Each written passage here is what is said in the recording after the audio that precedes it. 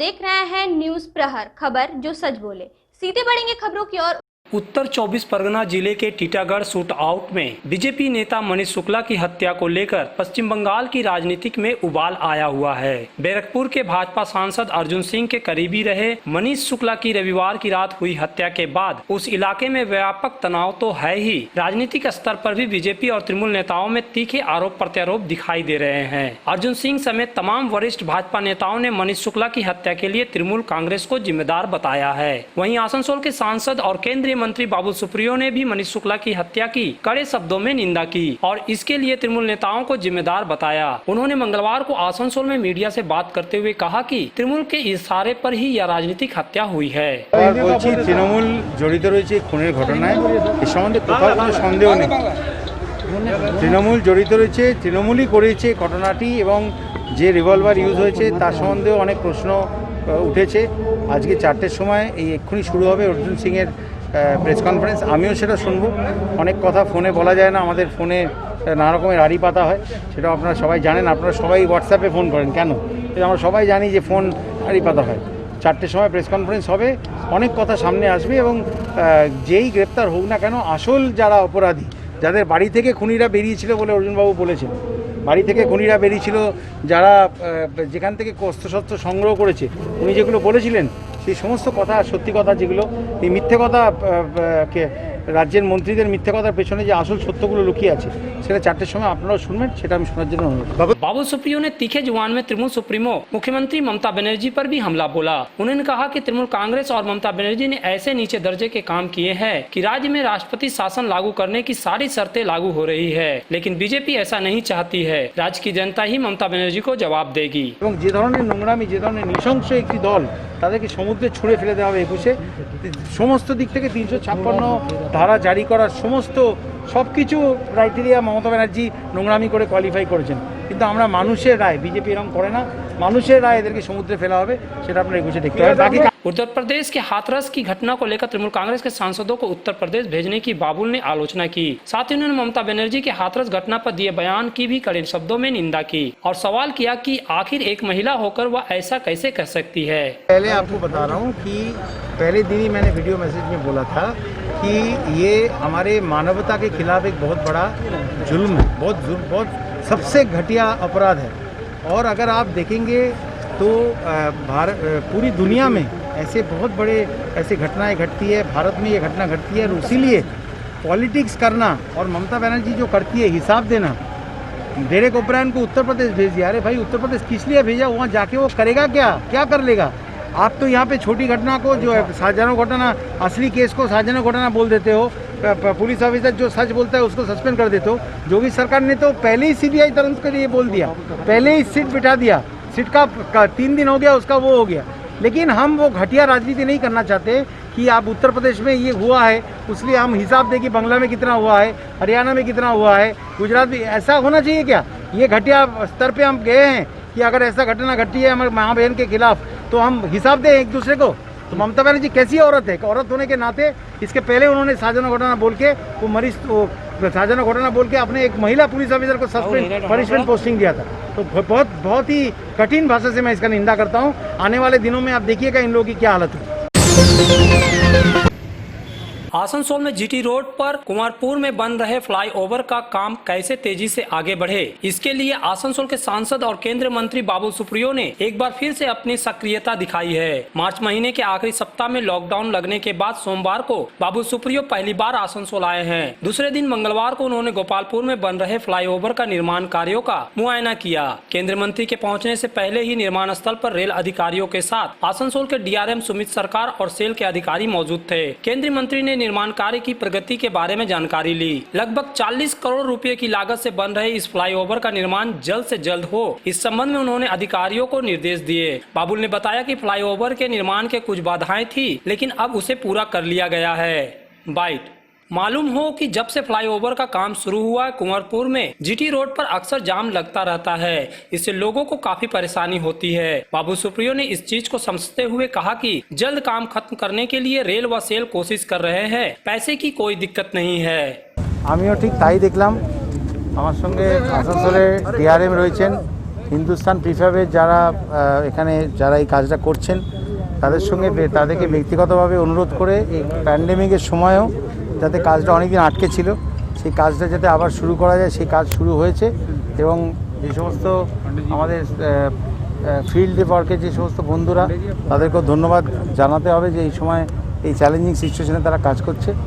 Total 122টা fire তৈরি হবে, তার মধ্যে 46টা হয়ে গেছে, প্রায় 1/3 বেশি হয়ে গেছে। তো বেশ কিছুদিন কাজ বন্ধ ছিল, তো আমরা এখন যত তাড়াতাড়ি সম্ভব এটাকে করার চেষ্টা করব। আর এটা यह पूरा मामला रानीगंज के रोनाई शरीफ का है। दरअसल यह अर्धविच्छित सा दिख रहा शख्स एक बच्ची को अपने साथ ले जाते हुए पकड़ा गया। बच्ची रोनाई शरीफ की ही थी। जब कुछ लोगों ने बीमार से दिख रहे व्यक्ति को अपने साथ एक बच्ची को ले जाते हुए देखा तो उन्हें संदेह हुआ। लोगों ने उसे पकड़ लिया। इलाके में बच्चा चोर की अफवाह कई दिनों से चल रही थी, इसलिए लोगों ने जब इसे एक बच्ची को ले जाते देखा तो उसे बच्चा चोर ही समझा। इस व्यक्ति के पास एक बड़ा सा थैला था जिसमें कई सारे चीजें थी, मसलन बर्तन, लकड़ी के डंठल, कपड़े और कई सारी चीजें। कुछ चॉकलेट भी मिले। इससे लोगों को संदेह और गहरा गया। लोगों ने पुलिस को भी खबर दे दी। वहीं खबर पाकर बच्ची की मां भी पहुंच गई। उसका यह देखकर हाल बुरा था कि उसकी बच्ची को कोई अनजान व्यक्ति अपने साथ ले जा रहा था। बहरहाल पुलिस ने बच्ची को ले जा रहे शख्स से पूछताछ की, लेकिन वह ठीक ठाक कोई जवाब नहीं दे रहा था। क्या करने आए थे? यहाँ पे क्या करने आए थे? বাচ্চাটা আপনার? আপনি কোথায় নিয়ে যাচ্ছিলেন? আপনি বাচ্চাটাকে নিয়ে কোথায় যাচ্ছিলেন? চুরি করে নিয়ে যাচ্ছিলেন? তো কি কোথায় নিয়ে যাচ্ছিলেন? আমি জানি না স্যার, আমার তুমি তো খুব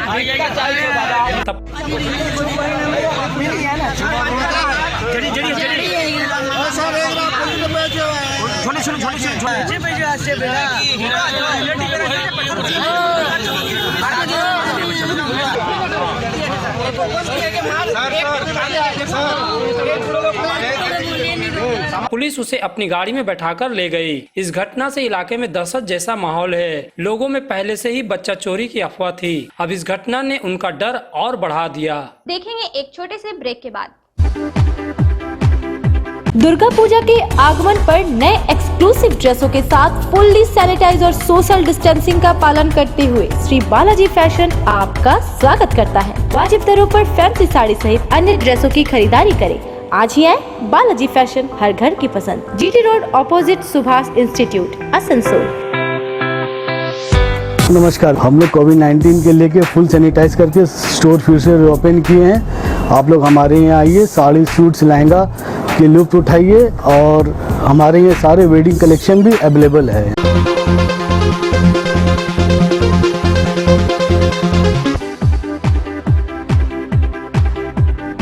ब्रेक के वापसी के बाद स्वागत है। कोरोना के संकट और लॉकडाउन की वजह से बिजनेस का शायद ही कोई ऐसा क्षेत्र रहा है जहां प्रभाव नहीं पड़ा हो। लॉकडाउन की वजह से ऑटो इंडस्ट्री और टू व्हीलर इंडस्ट्री को भी झटका लगा। लॉकडाउन के दौरान डीलरों के शोरूम बंद रहने से उनकी बिक्री पूरी तरह से ठप हो रही है। अब जब लॉकडाउन कब का खत्म हो गया है और अनलॉक की तरह पाबंदियां लगभग समाप्त हो चुकी है तो देश भर में बिजनेस रफ्तार पकड़ रही है। इसका असर आसनसोल शिल्पांचल के टू व्हीलर की बिक्री पर भी दिखने लगा है। आसनसोल के टू व्हीलर शोरूम में खरीदार आने लगे हैं, गाड़ियों की बिक्री भी बढ़ रही है। लेकिन लॉकडाउन से काफी प्रभाव पड़ा था, जैसा कि आसनसोल के उषाग्राम स्थित हीरो के डीलर अभिक मोटर्स के सेल्स मैनेजर अर्नव चटर्जी कहते हैं।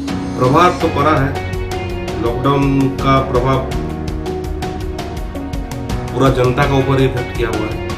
खास करके हम लोग जैसे प्राइवेट एम्प्लॉय है, इसका ऊपर ज़्यादा इफेक्ट हुआ है। सेल हो रहा, पहले जैसा सेल अभी नहीं है, फिर भी उम्मीद करते हैं, अभी पूजा आ रहा, हम लोग का फेस्टिवल आ रहा, उम्मीद करते हैं कुछ ओवरकम कर सकते हैं सेल का ऊपर। कितना परसेंट बिक्री जो कम हो गया इसकी वजह से?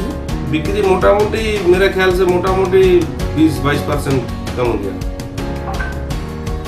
तो धनतेरस तक उम्मीद करते हैं, अभी पूजा से लेके अब तो धनतेरस तक कुछ ना कुछ रिकवर मेकअप हो जाएगा, क्योंकि गाड़ी का प्रोडक्शन सप्लाई अभी हो रहा सब जगह है। हालांकि लॉकडाउन के बाद टू व्हीलर की बिक्री धीरे धीरे बढ़ रही है, लेकिन इसका एक बड़ा कारण कोरोना की वजह से ज्यादा बसें नहीं चलने और लोगों में कोरोना से संक्रमित होने का डर भी है। कई लोग बसों या ऑटो में सफर करने की जगह मोटरसाइकिल या स्कूटर खरीद रहे हैं, जैसा कि आसनसोल के मुर्गासौल में बजाज के डीलर ऑटोमोबाइल्स के सेल्स मैनेजर सुभाष दास कहते हैं। जब लॉकडाउन हम लोग के यहाँ पे था, थोड़ा सेल तो डाउन हुआ ही था। लॉकडाउन ओपनिंग के मतलब लॉकडाउन जब खुल गया उसके बाद हम लोग के यहाँ पे सेल थोड़ा बढ़ा है, क्योंकि जो कस्टमर्स जो मतलब बाहर में जो बस में ट्रैवल करते थे वो सब अभी क्या कर रहे हैं, अभी लो डाउन पेमेंट स्कीम भी है हम लोग के पास, इसलिए क्या कर रहे हैं वो लोग अभी बाइक परचेज कर रहे हैं, क्योंकि मतलब थोड़ा सोशल डिस्टेंसिंग भी मेंटेन हो जाएगा और अभी मार्केट में मतलब वो लोग को बस में भी क्राउड में नहीं जाना पड़ेगा, क्राउड भी कम होगा। उसी लिए अभी हम लोग का आगे जो मतलब सेल डाउन हो गया था कोविड-19 का लॉकडाउन के लिए, अभी थोड़ा बढ़ा है। गाड़ियों की बिक्री बढ़े, इसके लिए टू व्हीलर कंपनियां ग्राहकों को नई स्कीम की सुविधा भी दे रही है। इसका प्रभाव भी पड़ा है, जैसा कि बजाज के सुभाष दास कहते हैं। जब से लॉकडाउन पड़ गया तब तो हम लोग का कस्टमर आना ही बंद हो गया था। उसके बाद हम लोग जब लॉकडाउन खुल गया उसके बाद हम लोग एडवर्टाइजमेंट किए, थोड़ा डिस्काउंट भी आ गया गाड़ी में। उसके बाद डाउन पेमेंट भी कम हो गया है। अभी डाउन पेमेंट स्कीम भी फाइनेंसर से 0 डाउन पेमेंट भी है। अभी 15% लोन मतलब फंडिंग 15% फंडिंग 15% डाउन पेमेंट और 85% आपका फंडिंग भी आ रहा है। इसलिए अभी सब कुछ मतलब थोड़ा लिमिटेशन में आ गया, इसीलिए कस्टमर्स को भी अच्छा हो रहा है। और अभी जो कस्टमर्स आ रहे हैं उन लोग को क्या करना पड़ रहा है, वो लोग मतलब जो भी कस्टमर्स आ रहे हैं अभी उन लोग के पास डाउन पेमेंट थोड़ा कम आ रहा है, ठीक है। इसीलिए अभी जो हम लोग के पास जो स्कीम है हम लोग फाइनेंसर से बात करके डिस्कस करके अभी स्कीम थोड़ा अच्छा ला रहे हैं और डाउन पेमेंट थोड़ा कम है, इसलिए कस्टमर्स को अच्छा होगा गाड़ी परचेज करने के लिए। ये अभी दुर्गा पूजा और उसके धनतेरस दिवाली है तो उस समय थोड़ा मार्केट और ऊँचा उठने का चांस है। हाँ, उठने का थोड़ा चांसेस है। अभी हम लोग का जब विश्वकर्मा पूजा था उस टाइम में भी कस्टमर्स आए थे, 2-3 गाड़ी मतलब थोड़ा इंक्रीज हुआ है। अगले साल जो हुआ था उससे थोड़ा कम है, पर हाँ अभी ठीक चल रहा है हम लोग। हालांकि आसनसोल में यामा के डीलर VR इंटरप्राइजेस के मैनेजर संदीप दास यह तो कहते हैं कि लॉकडाउन के बाद गाड़ियों की बिक्री जरूर बढ़ी है, लेकिन ग्राहकों के पास पैसा नहीं है कि वे गाड़ी खरीद सके, इसलिए सीमित संख्या में ही खरीदार आ रहे हैं। हालांकि दुर्गा पूजा या धनतेरस जैसे त्योहारों में कितनी बिक्री बढ़ेगी अभी से कहना मुश्किल है। संदीप कहते हैं कि जो खरीदार बाजार में है अभी वही आ रहे हैं। का इम्पेक्ट हुआ मतलब शुरू में हम लोग का तो थोड़ा प्रॉब्लम हुआ है, क्योंकि इस बीच में हम लोग का जो पॉल्यूशन के लिए जो BS4 और BS6 का जो चेंजेस हुआ था उसका टाइमलाइन एक तो डेडलाइन दिया हुआ था मार्च में, तो उसका वजह से एक तो सेल का इम्पेक्ट तो हो गया है, क्योंकि लास्ट 3 दिन से लास्ट 7 दिन का तो मेरा कोई ये नहीं कर पाए हम लोग, सेल वगैरह कुछ नहीं कर पाए, तो इसके लिए BS4 जो सेल हुआ था उसका इम्पेक्ट हुआ है। लॉकडाउन के बाद जब कस्टमर लोगों का अभी कम्युनिकेशन के लिए जब ज़रूरत पड़ा है तो टू व्हीलर का उसमें थोड़ा इम्प्रूव हुआ है सेल का, क्योंकि अभी सेल्फ कम्युनिकेशन के लिए सबका टू व्हीलर का ज़रूरत पड़ रहा है बहुत ज़्यादा। तो टोटल जो लॉकडाउन हुआ, जो टोटल लॉकडाउन पीरियड उससे कितना इफेक्ट पड़ा? लॉकडाउन पीरियड में तो बहुत इफेक्ट हुआ है, क्योंकि मैनेजमेंट का हिसाब से भी इतना सारा स्टाफों का भी बहुत सारा दिक्कत हुआ है, उन लोगों को भी थोड़ा बहुत देखना पड़ा है उन लोगों को। सेल कितना % आपका कम हो गया क्या? सेल परसेंट उस टाइम जो परसेंट गिरा था उस टाइम तो पूरा मार्केट ही बंद हो गया था, मार्च से लेके मई जून तक मार्केट गिरा हुआ था। उसके बाद धीरे धीरे इम्प्रूव हुआ है। अभी तो सेल का इम्प्रूवमेंट बहुत ज़्यादा ही है, मोटामोटी पहले लास्ट ईयर से भी मोटामोटी जो ये है इम्प्रूव मोटामोटी 10 to 20% 15% इम्प्रूव हुआ है। तो ये दुर्गा पूजा और धनतेरस तक आपको नहीं, उसके लिए दिक्कत हो जाएगा, क्योंकि अभी कस्टमर के पास में भी बहुत सारा कंपनी बंद हो गया है।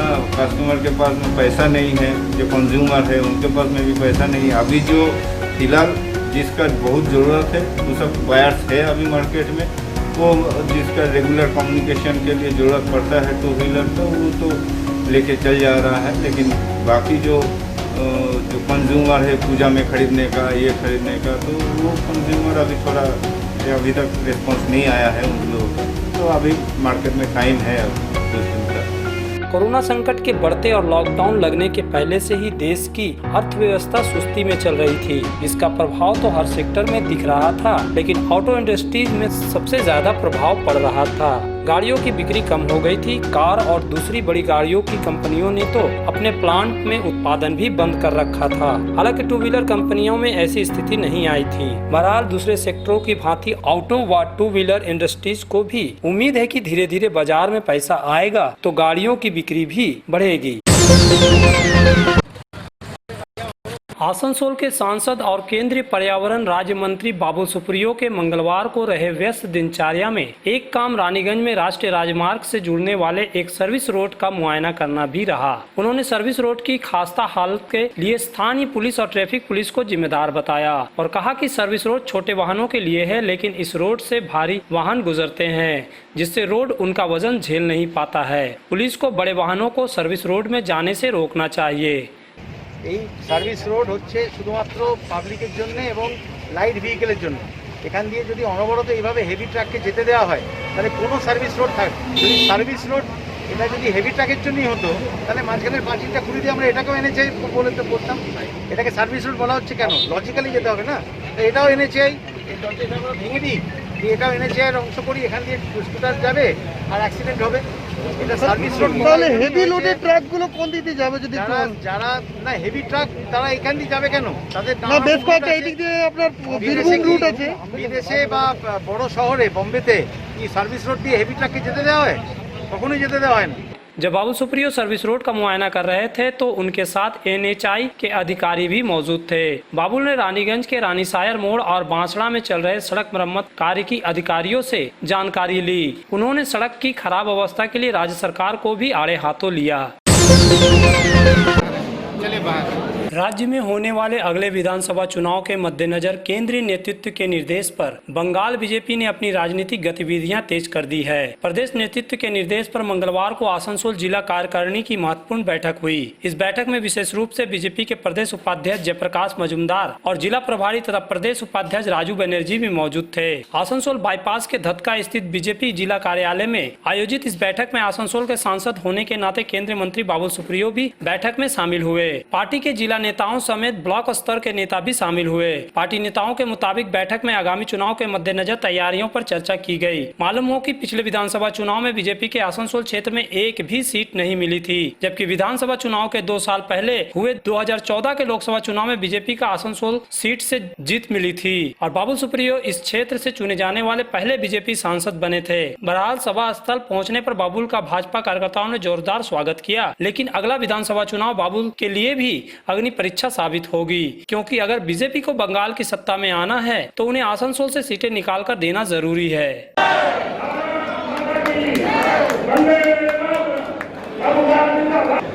शिल्पांचल के विभिन्न महत्वपूर्ण खबरों को जानने के लिए रोजाना देखना न भूलिए न्यूज़ प्रहर, खबर जो सच बोले। नमस्कार।